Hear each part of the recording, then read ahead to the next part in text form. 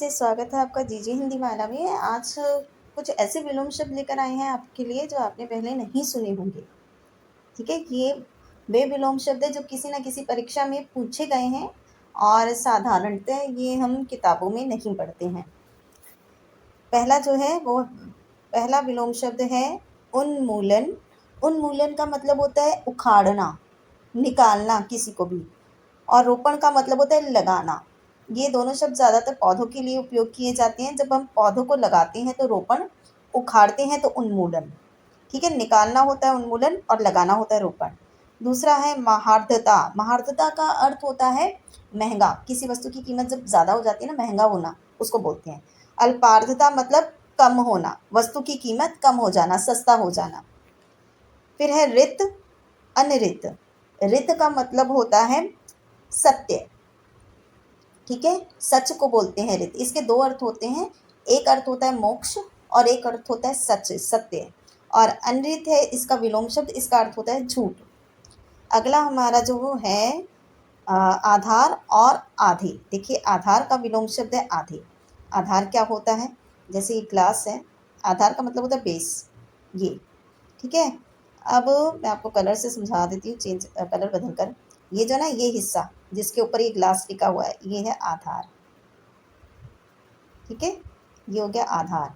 आधे क्या है? आधे है ये, इस आधार पे जो ये ग्लास का शेप बना हुआ ना, इस पे जो ये वस्तु रखी हुई है, ये है आधे।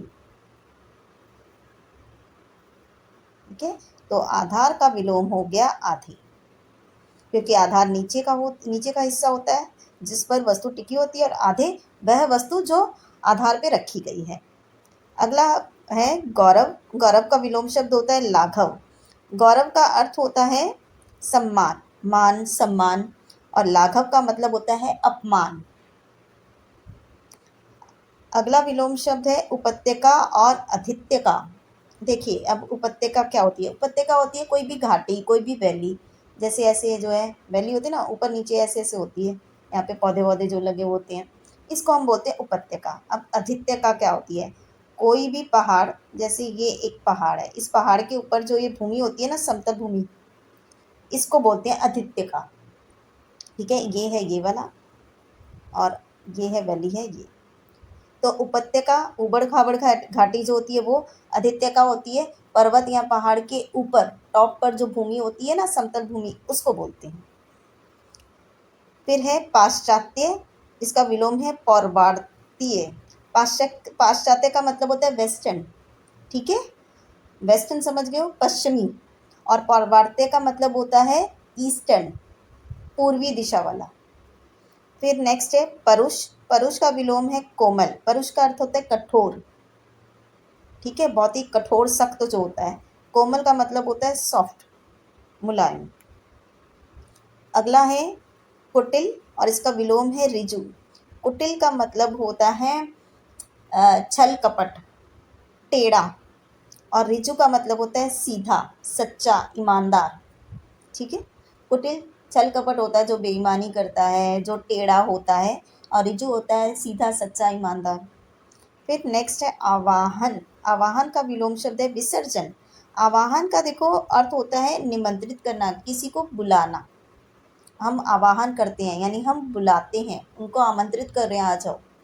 और विसर्जन का अर्थ होता है त्याग देना। जैसे आपने देखा होगा, गणेश जी का विसर्जन किया जाता है, मूर्ति का नदियों में विसर्जन किया जाता है ना, तो क्योंकि हम अब उस मूर्ति को अपने से दूर कर रहे हैं, उसका त्याग कर रहे हैं। ठीक है, आवाहन का मतलब होता है बुलाना, विसर्जन का मतलब होता है त्याग देना, दूर कर देना। फिर है प्राचीन। प्राचीन का विलोम शब्द ज़्यादातर हम नवीन देखते हैं। ठीक है, नवीन, लेकिन इसका एक विलोम शब्द अर्वाचीन भी होता है। प्राचीन मतलब पुराना, अर्वाचीन का अर्थ होता है नया, नवीन का अर्थ भी नया होता है। फिर है सुषुप्ति। सुषुप्ति का अर्थ होता है सोना। ठीक है, सोना। और जागृति का अर्थ होता है जागना। फिर नेक्स्ट है गणतंत्र। इसका विलोम शब्द है राजतंत्र। गणतंत्र होता है लोगों का तंत्र, जहाँ पर आम जनता सब कुछ निर्णय लेती है। और राजतंत्र का मतलब होता है यहाँ पे जनता निर्णय नहीं लेती। देखिए, राजतंत्र वहाँ होता है जैसे एक राजा है, इसका बेटा है तो वो राजा बना, फिर उसका बेटा वो राजा बना, यहाँ पे जनता को इसमें सम्मिलित नहीं किया जाता। ठीक है, तो यह होता है राजतंत्र, जहाँ पे पीढ़ी दर पीढ़ी लोग ही राज करते हैं। और गणतंत्र होता है जहाँ पे लोगों के निर्णय द्वारा जो है तंत्र चलाया जाता है, जहाँ पे लोग डिसाइड करते हैं कि कौन जो है पूरा तंत्र चलाएगा। तो यहाँ पे लोगों का काम है, यहाँ पे एक के बाद एक राजा है, तो इसको बोलते हैं गणतंत्र, इसको बोलते हैं राजतंत्र। फिर है श्री गणेश, इसका विलोम है इतिश्री। श्री गणेश का मतलब होता है किसी कार्य को आरंभ करना, शुरुआत करना किसी कार्य की। इतिश्री मतलब होता है समाप्ति, एंडिंग जिसे हम बोलते हैं। अब है त्रिकुटी, इसका विलोम शब्द है भ्रिकुटी। अब इसको मैं आपको जो है त्रिकुटी ऐसे समझाती हूँ। जैसे हमारी ये आईब्रो है, ठीक है, आईब्रो में ऊपर जो ये माथे का जो हिस्सा होता है ना, ये वाला, इसको बोलते हैं त्रिकुटी। ठीक है, ये होता है त्रिकुटी। तीसरा नेत्र होता है ना शिव जी का, वहाँ पर, इसको बोलते हैं त्रिकुटी। और भ्रिकुटी होती है ये हमारी आईब्रो, ये दो होती है ना, इसको बोलते हैं भ्रिकुटी। ठीक है, ये भ्रिकुटी है और ये त्रिकुटी है। तीसरा नेत्र जहाँ पे होता है उसको त्रिकुटी बोलते हैं और आईब्रो को भ्रिकुटी बोलते हैं, क्योंकि आईब्रो दो होती है और ये इसको तीसरा बोला जाता है इसलिए। फिर अगला है यद्यपि, और इसका विलोम शब्द है तथापि। यद्यपि का जो अर्थ होता है वो अगर से लिया जाता है, और तथापि का जो अर्थ है वो फिर भी से लिया जाता है। तथापि और तदपि दोनों हो सकते हैं। नेक्स्ट है, अगला है टीका, और इसका विलोम है भाष्य। टीका और भाष्य जो है एक तरह की व्याख्या होती है, व्याख्या बोल दीजिए आप। ठीक है, एक तरह की व्याख्या होती है, लेकिन टीका जो है कम शब्दों में की जाती है, शॉर्ट में की जाती है, और व्याख्या जो है अधिक शब्दों में, डिटेल में की जाती है, पूरे विवरण के साथ की जाती है। ठीक है, टीका कम शब्दों की व्याख्या शॉर्ट में, और भाष्य जो है पूरे डिटेल में, पूरे विवरण के साथ जो व्याख्या की जाती है। अगला है भूगोल, और इसका विलोम है खगोल। देखिए, भू माने धरती। ठीक है, अब भूगोल यानी हमारी इस धरती पर जो कुछ भी है इसको हम बोलते हैं भूगोल, ये भूगोल के अंदर आता है।